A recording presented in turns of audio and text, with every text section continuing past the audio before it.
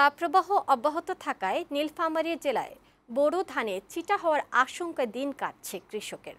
জমিতে সবসময় পানি ধরে রাখলে এই বিপদ থেকে রক্ষা পাওয়া যাবে বলে কৃষকদের জানিয়েছে কৃষি বিভাগ। তবে বিদ্যুৎ ঘাটতি আর ভূগর্ভস্থ পানির স্তর নেমে যাওয়ায় পর্যাপ্ত সেচ দিতে হিমশিম খাচ্ছে কৃষক। বেড়ে যাচ্ছে চাষের খরচ। নীলফামারী সংবাদদাতা ওয়ালি মাহমুদ সুমনের প্রতিবেদন। চলতি তাপপ্রবাহের কারণে নীলফামারীতে বোরো ধানের আবাদ ক্ষতির মুখে। ধানে ফুল ধরার সময় তাপমাত্রা বেড়ে যাওয়ায় চিটা হওয়ার আশঙ্কা দেখা দিয়েছে। জমি শুকিয়ে যাওয়ায় বারবার সেচ দিতে হচ্ছে। বেড়ে যাচ্ছে উৎপাদন ব্যয়। পানির স্তর নেমে যাওয়ায় সেচ দিতেও সমস্যা হচ্ছে।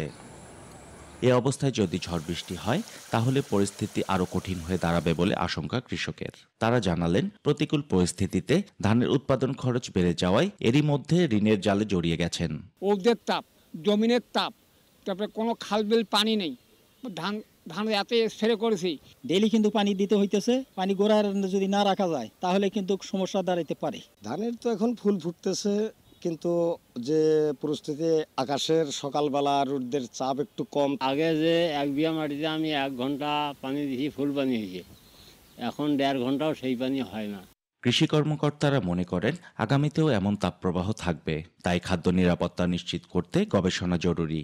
সেচ বেশি লাগছে, কিন্তু একটু নিচু জায়গা, মাঝারি নিচু জায়গায় আমাদের কোনো সমস্যা নেই। আমি তো মাঠ ঘুরে আসছি, হিট তো বাড়বেই। এখন আগামী যুগে কিন্তু বাড়তেই থাকে। চতুর্থ শিল্পগুলো যে বাড়তেই থাকবে, আমার গবেষণাটা সেরকম করতে হবে। এবছর নীলফামারী জেলায় ৮১,৮৫৭ হেক্টর জমিতে বোরো ধানের আবাদ হয়েছে।